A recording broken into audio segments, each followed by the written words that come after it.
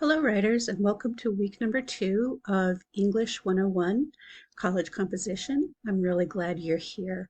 There was a little bit of confusion with using Brightspace last week, so I'm going to go through the assignments for week number 2 again within our Brightspace site.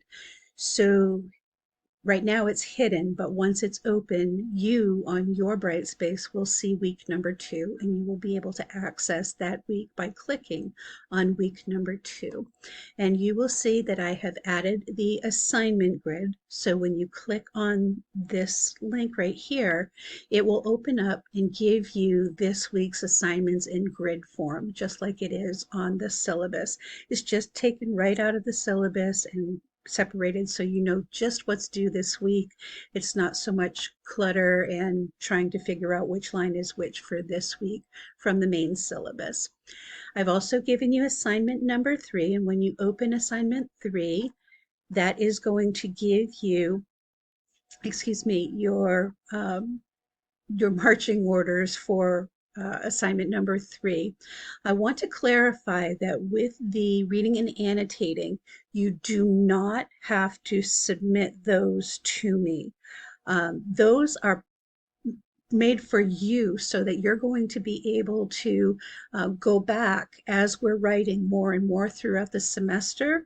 Those are for you to be able to look back on and pull out key ideas as we go along. The only writing to be submitted is right here under writing to be submitted, and it will be the pre-writing exercise as well as the essay. When you do your pre-writing, if you prefer to write things out by hand for your pre-writing, that's fine. Just go ahead and take a cell phone picture and upload that to your submission, and I will accept that. And then, of course, your essay needs to be in either Word or a PDF form. So right here, every week, when you see writing to be submitted, these are the elements. Anything that is not underneath writing to be submitted does not need to be sent to me via Brightspace. So I'm going to go back. Before you read this week's reading, I want you to make sure that you read the prompt first. It's going to make a lot more sense to you as you're going through, specifically the Brant reading, which is down here. Brant talks about sponsors of literacy. So I've included a quick introduction about sponsors of literacy and also the Brant reading. Now, this is going to be a scholarly, peer-reviewed article. And here you can see I've pulled this up from JSTOR. You can actually download the document if you want to, or you can read it here online. The language is going to be very different from what you are probably used to. There will be academic phrasing and academic wording. There will be references to key points in history that you may or may not have already studied. There will be other sources that this author is calling in. And what she is going to introduce us to is the concept of sponsors of literacy or literacy sponsors. So what does that mean? If you think about your own life, let's say you are on the Little League team. Think back on those uniforms from your Little League team. What did you normally have on those uniforms?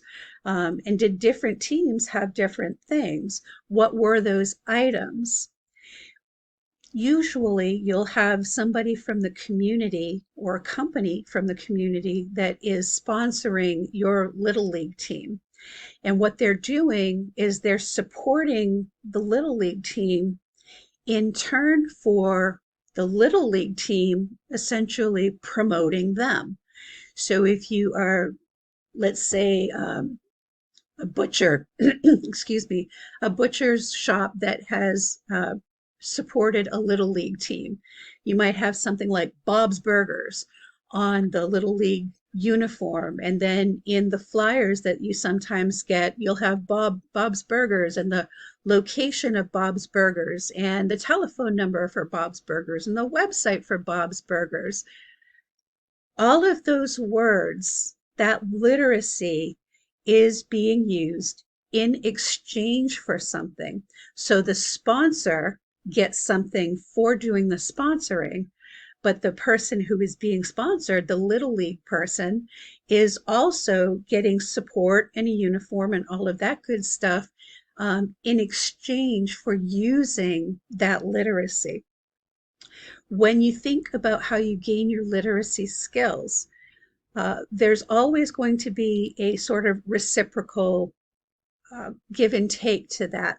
So if you think back in history, when reading was not something that was really done by anybody other than the clergy or the very, very rich. When it came time for the clergy to start teaching other people how to write, just the average Joe, why did they do that? What was the purpose? Well, you would want your clients or your parishioners to be able to read the Bible. And in turn, they're reading the Bible, they're coming to church, they're sponsoring the church, they're giving their tithes every week to support monetarily the church. And what the people are getting is this concept of literacy and the ability to use that literacy, not just for church, but for other reasons, such as writing or reading novels and plays and books that they choose to read outside of the clergy. There's always this give and take between the sponsor and the sponsored.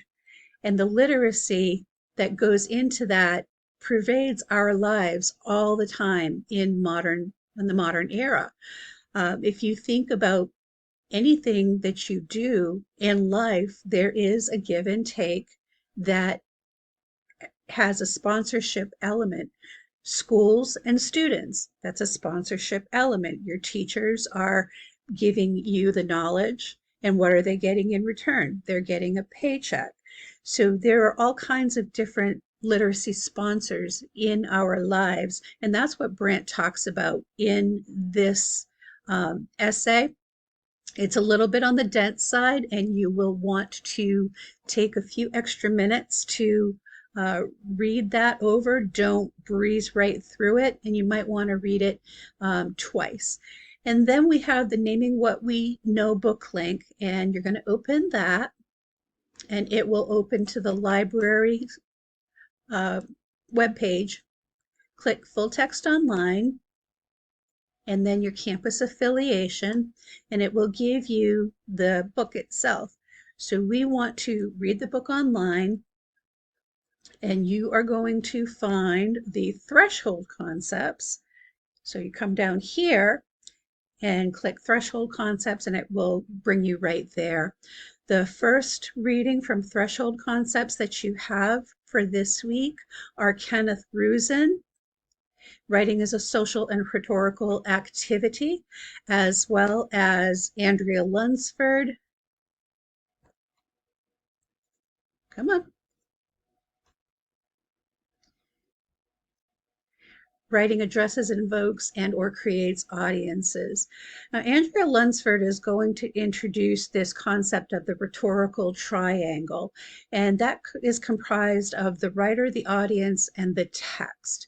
When you think about the writer, don't consider it just a person who is doing writing. This could also be a speaker or a rhetor. Rhetor is a writer that is going to open up lots of different ideas, make suggestions, proposals, hypotheses. You will be the rhetor when it comes to writing your formal essays. And this portion gives you a little bit more information about how we think about audiences in the writing profession and why audiences and how we think about them is so important, especially in today's world with the digital everything around us. We're using literacy in ways that we've never used it before, and this is by far the most the most prolific generation of writers. You think about how often you use reading and writing. You go to McDonald's, you read the board where it has all the menu items and the prices and things like that. You're using your literacy. If you send off a text, you're using your literacy.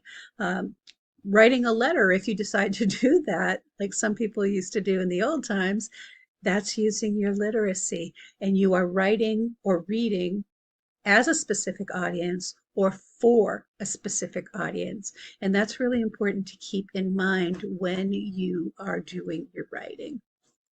So I'm going to go back to Brightspace, back to week number 2. And you'll see Brant naming what we know. I've also given you a supplemental addressing audiences from OWL, the Purdue OWL. Although this is phrased as being geared toward applying for a job, the audience explanation is excellent for what the kind of writing that we're going to be doing as well. So that's why I include it here. There's a video about writing purpose and audience. And this week we have a Flipgrid assignment. This is going to be something that we do from time to time, and this is to begin having some sort of a conversation. Where we're virtual, we're not able to go back and forth face to face, but we can create a virtual conversation through Flipgrid. So I've included how to use Flipgrid for students if you haven't already used this before and are unfamiliar, and then also the link itself to our Flipgrid. And I'm asking you to address these questions, and you'll see that some of these questions do go into ideas of literacy sponsors as they pertain to you.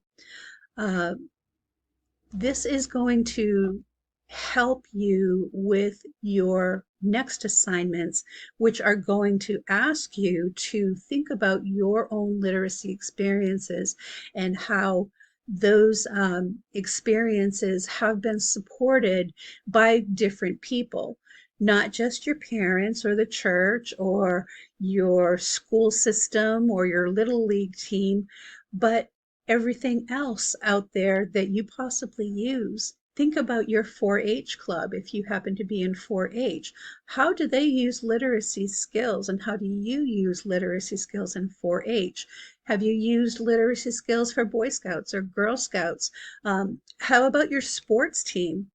Think about the little X's and O's that you would be using on a football field and plotting all of the moves. That's a form of literacy as well, using verbal language as well as symbols. You have to understand what those symbols mean in order to make sense of what the coach is telling you with all of those X's and O's. So keep your mind super open with this week's readings, and it's going to help you a lot to locate literacy sponsors within your own world as well as the wider world and how people use literacy. All right, I think that's it for this week. If you have any questions, comments, concerns, complaints, scary dreams, freaky things, spiders in your bedroom, please feel free to reach out to me with an email, and I'll get back to you as quickly as possible. And in the meantime, my writers, have a great week.